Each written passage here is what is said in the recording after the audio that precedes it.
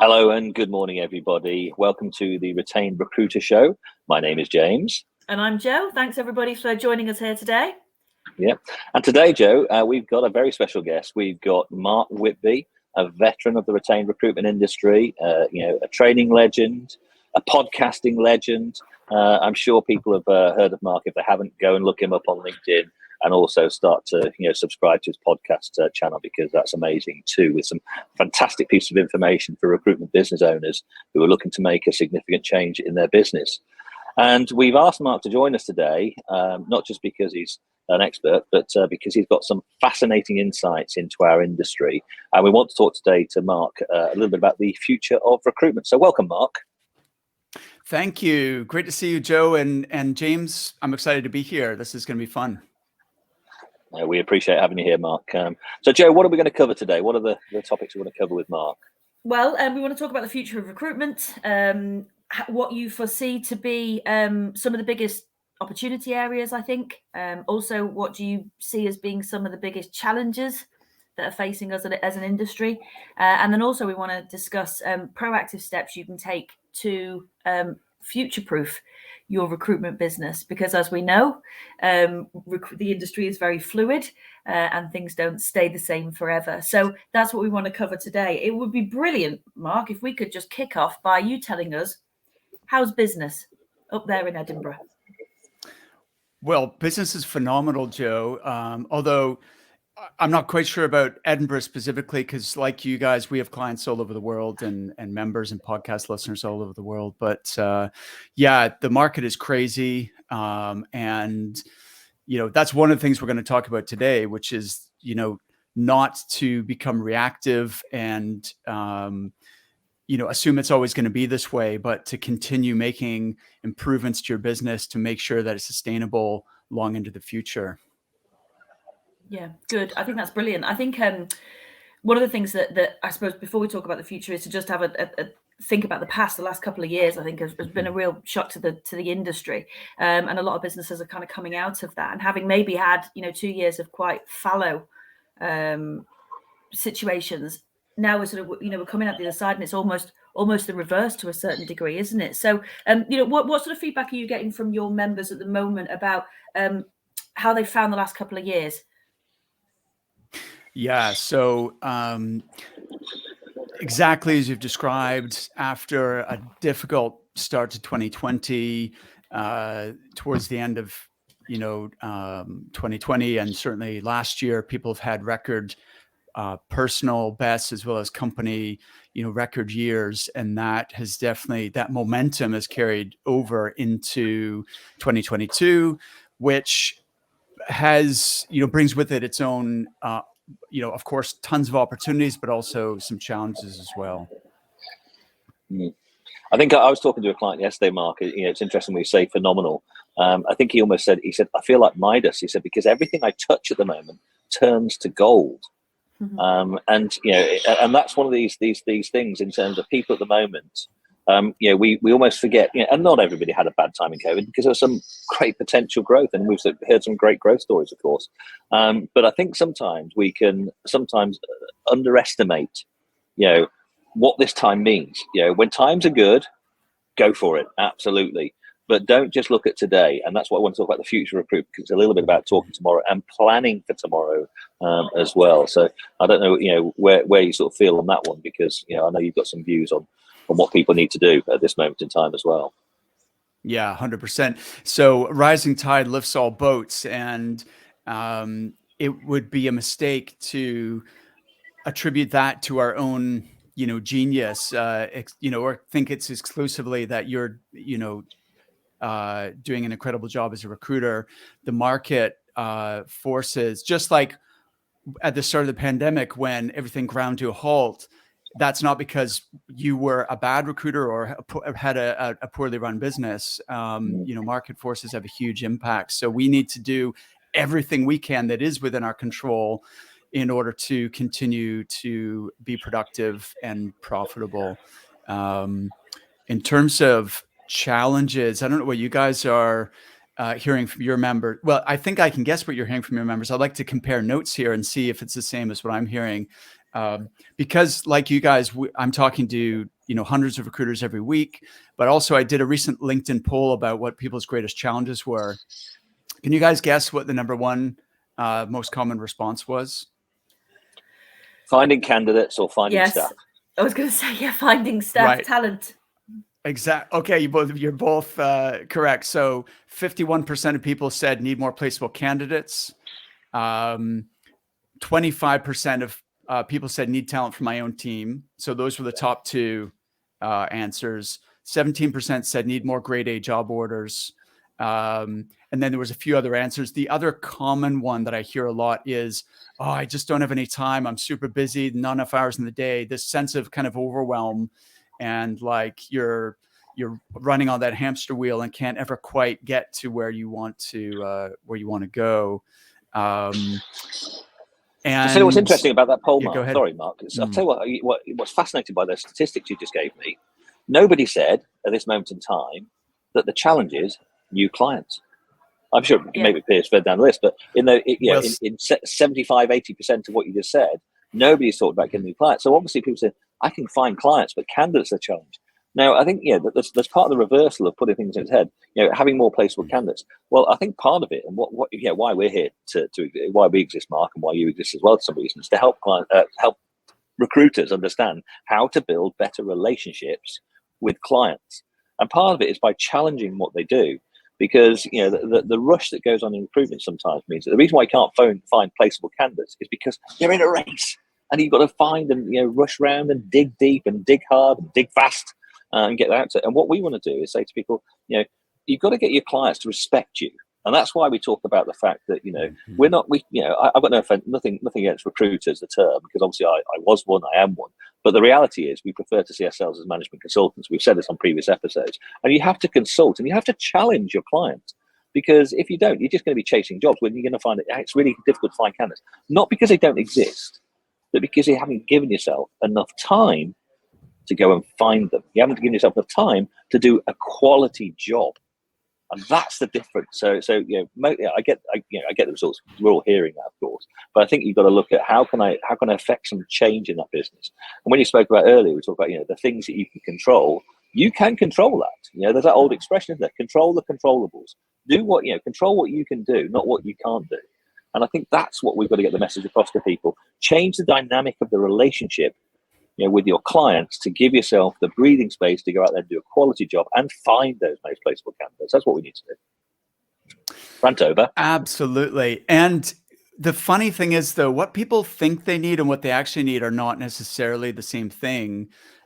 So although only 17% of people said they need more clients, as opposed to 51% who said they need more candidates, the reality is those are both symptoms of the same underlying cause, and they also have some of the same solutions. So whether you have a lack of good client relationships who respect you, who treat you as a consultant and a trusted advisor and will give you the time to do the job properly and so on, or you feel like you are not getting enough response to from candidates, or there's so many counter offers and so on.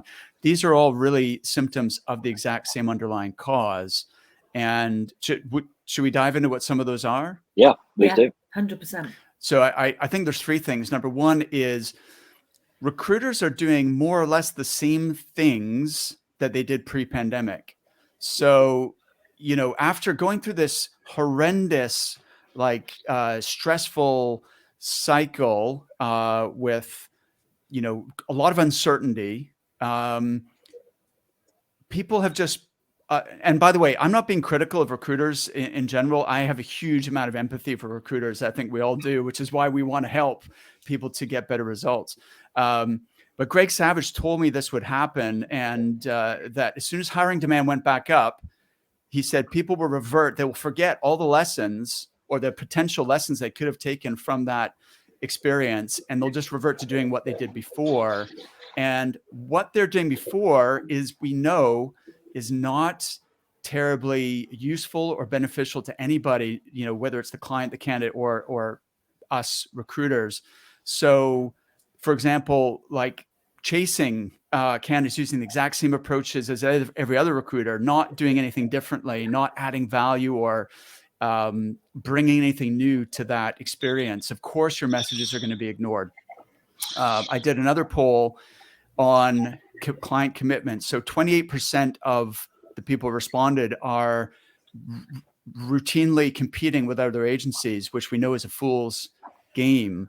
As you said, James, like if you're letting your clients direct the recruitment process and we're just following and doing what they tell us to do, they don't know what they're doing.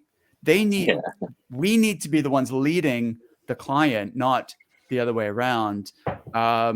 We are not charging enough fees. I did another poll about average fees, and the biggest group are charging 15% or less, and certainly the majority are charging, less than 19% and less.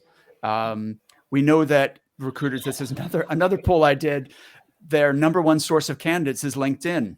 Well, guess what? Your clients have LinkedIn and your competitors have LinkedIn. And so, that is not a competitive advantage. Likewise, I did another poll. The primary way that recruiters engage with candidates on LinkedIn is through in-mail. And the average in-mail, or the majority of recruiters, are getting less than 15% response to their in-mail. So we're doing all these things that are counterproductive. So this is a big problem. We're not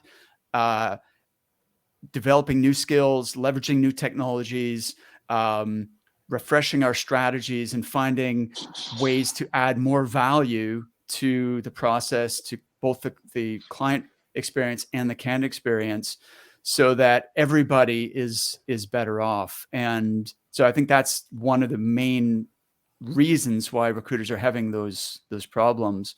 What do you guys think? I agree 100%. And I think I love these polls. I think they give us a real window into the problems that our industry are facing. And I mean, as the three of us sat here, like you said, we speak to hundreds of recruiters a week, and we get to absorb all this information, and we sit in a very luxurious position of sitting on the outskirts of it, analyzing all this data and all this feedback. And to us, I think it's really easy. When you're in the trenches and you're working in it rather than on it, it's very, very difficult to see some of these solutions, or it's easy to see the solution, but it's really, really hard to implement it. What we're saying isn't, it's not magic. But those polls, when you look at the results of the polls, so difficulty finding candidates for jobs, difficulty controlling clients, difficulty finding grade A jobs, difficulty finding talent for your own business. Like I said, all of those things are symptomatic of the same thing. And the answer lies within the poll, really. Nobody's doing new business development because they've got enough jobs. Nobody has enough time to do business development because of the jobs that they've got. But then the jobs that they've got, they're transacting in a very administrative fashion, which is only ever really allowing them to dig probably 20% into the market. I think LinkedIn state that 19% of their membership at any given point is open to opportunities. That's all you're managing to scrape if you've got multiple vacancies on your desk where you haven't dug deep. They're not exclusive. They're not retained vacancies. You don't have the luxury to be able to work in a consultative fashion.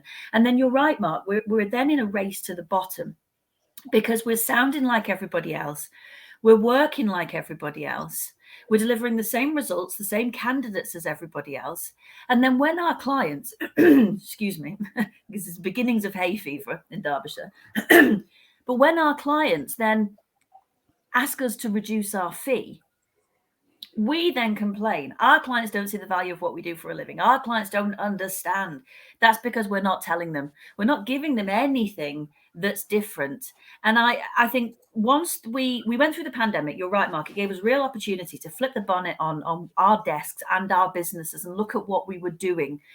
I think you're right, Greg Savage is always spot on, as always. I fear that now we are pushing it down the hill again at 1,000 miles an hour. Businesses are just going to click back, or the vast majority of businesses are going to click back to doing what they were doing before and achieving the same results, which, as we all know, is the definition of madness. So my call out to the industry at this point is to be brave, just press the stop button on what you're doing and go and do a full audit, a full client audit, a vacancy audit, a time to hire audit. Actually look at your business as if you were maybe going to buy that business, or you were going to go in like we do and advise that business on the best course of action. When you look at it in the cold light of day, actually, by making a few very brave choices and then sticking to them as an organization, you can completely revolutionize the way that you're working as a business and go from that fastest finger first, race to the bottom transactional style of recruitment, move it up into that consultative, that management consultant piece, that working with a client. You said it before, Mark. Darren's echoed it in the comments. Clients don't know what they're doing, and that's not in any disrespect to them, but they're not recruitment businesses. That's what we do for a living. Help us to help you to find and keep better staff for your business. So I'll get off my soapbox as well now, James. We're all going there today. I can't believe this is only half an hour long. Yeah. Well, listen, it's not that, Joe. I think what we need to look at is what we need to do is help the people who are listening or watching this particular call say, what can you do differently? Because it's all well and good for us to be on our soapbox, and hopefully they get that particular point. But how do you make that shift? And that's what we need to help them with, and that's what the future of recruitment's about. How can you stop doing what you've always done? Because if you keep on doing what you've always done, you get what you've always got. The point that you both make, and Darren has echoed in the comments as you mentioned, is clients don't know what they're doing. Now that's not deliberate from their point of view; they're doing their best, but that comes down to that trusted advisor, go-to expert positioning. You run your company, Mr. Knight. I run recruitment businesses. So here, let me run my process. Let me tell you why we're different. So what we've got to do is got to help people transition from that transactional status that they're in. Give them some ideas about where they can go to get some support through us. And if you want to book some time with us, please do book a consultation. There'll be a link appearing soon. People like Mark, who've got some fantastic informational pieces in their podcast and with the guests they have speaking, because he only attracts industry leaders, people who can help you make that difference in your business. Because it is that 1,000 miles an hour, so cartwheeling downhill to the next level of oblivion that will happen if we don't sort of stop something. Is what's going to be there, and it's so relevant that we say, it's okay at the moment. I forget the last 2 years. I'm brilliant at the moment. And it's all me, and we know it's not. But so now is a great time. Now is a great time for business owners to stop and, as you say, Joe, take stock of what they've got. Think about, how can I make the next step change in my business? Because all they're doing is we're just going along a curve. They're never going to sort of take that increase, and you've got to sort of push up and get a little bit further along the line. So we can help you make that change. And one of the biggest things that you spoke about a moment ago, Mark, and I think everybody listened to this, and I was speaking to one of our clients this week who was positioning himself for a multi-retained assignment deal, so 8 roles in one particular deal. And obviously the first thought of the client was, hang on, I want this at 15% or less, which goes in tune. So, well, that's not the service I offer. Anybody can get you for 15% less. They're just going to throw whatever rubbish they can find on the scrap heap of the job board and throw that at you from LinkedIn or whatever. But what sense? How people sometimes look at it and say, you can't get 25%, you can't get 30%. And all we say to them is rubbish. You're just scared, or you don't know how to sell a service proposition that's different than providing CVs on a transactional basis. So what we need to do, Mark, is help people make that shift. And so I just wondered what thoughts you may have to help people, any practical pieces of advice that you think you could give people who are listening in right now, because we aim to give things on this podcast and this webinar here to help people. So what ideas do you have, Mark, that can help people? Okay, awesome.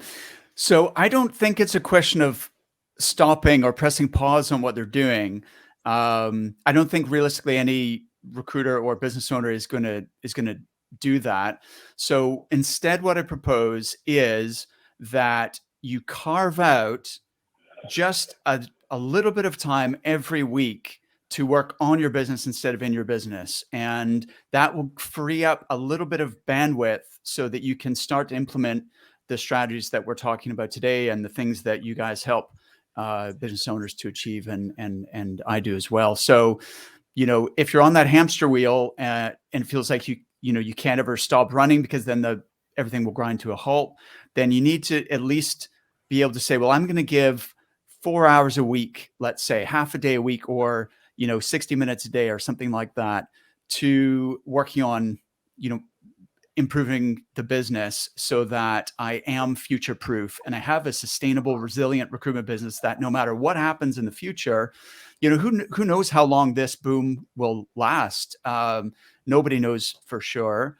But history tells us that there are going to be more global challenges. There'll probably be another pandemic. There's definitely going to be, future recessions. And so this is a tremendous opportunity while business is going so well to reinvest some time and capital in ensuring that that you do that. So let me give you something specific.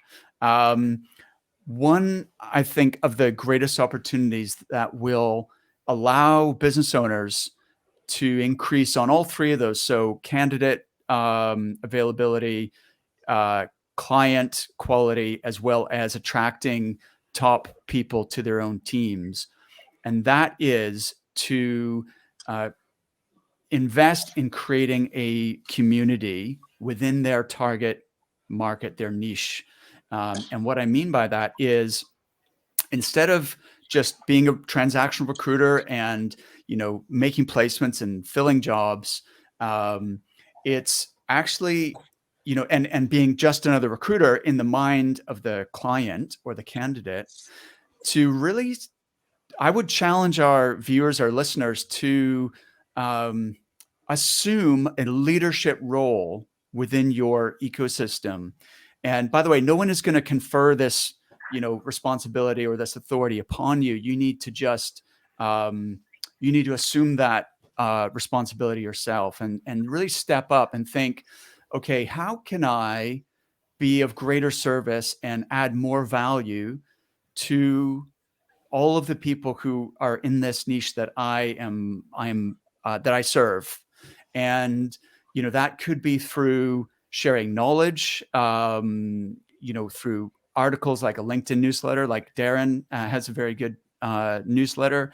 It could be through sharing videos. So one of our members, Martin, has done a great job with sharing video content on LinkedIn. And he's gone, not just because of the videos, a number of things he's implemented. He's gone from billing 6 figures a year to 6 figures a month. But he's become very prominent and visible. He's built a brand in his marketplace, which attracts clients, candidates, and future employees as well. So it could be through video. It could be through like what you guys are doing today, which is, you're hosting an event and bringing people together to share ideas, to share knowledge. And so that could be in terms of a LinkedIn Live, a podcast, a regular webinar. But there needs to be some vehicle that you leverage in order to bring people together in your industry and share ideas, best practices, knowledge, information that benefits everybody.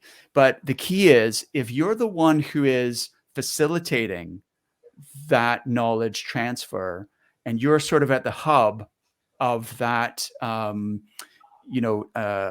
sharing of information, then you gain enormous credibility, authority, and trust as a result of really all it takes is being willing to put yourself forward and and bring people together in that way.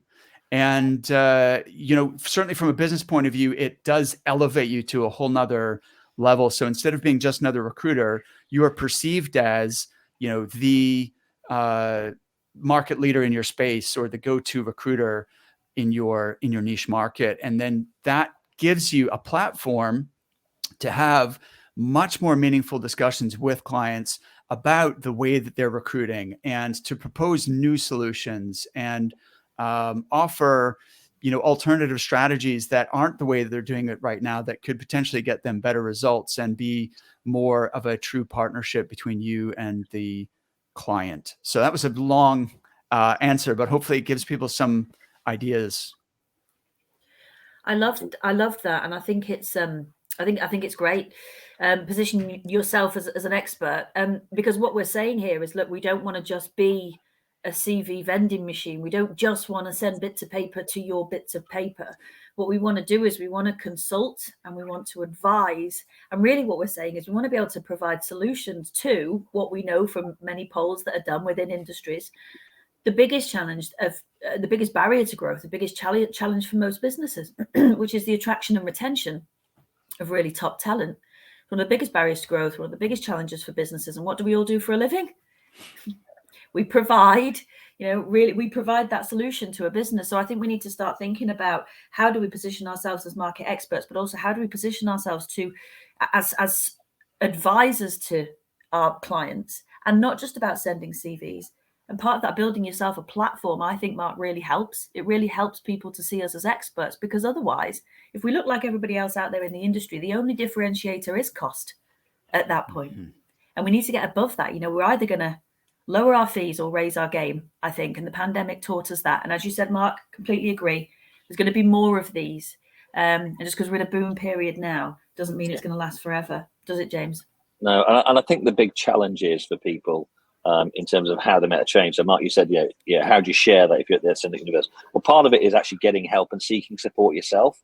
And that's where people like you and I come in. We actually run networks of people where we help and advise and coach people on how to do things differently. So we're not just a talking shop here. We actually help affect change with individuals and organizations. And for example, next week we'll be talking a lot about hiring accuracy. So if you can join us next week, everybody, we talk about hiring accuracy, where we can help you learn how to help your clients save time and money, and become that go-to authority that Mark spoke about there every time they're hiring for a new role. Because I agree with him, people aren't going to stop, but they do need to stop and take note of some of the change they need to do, because change doesn't happen. Change is uncomfortable.